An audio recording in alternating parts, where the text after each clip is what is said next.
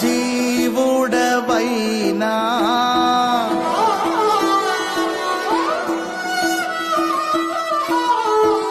యేసయ్యా,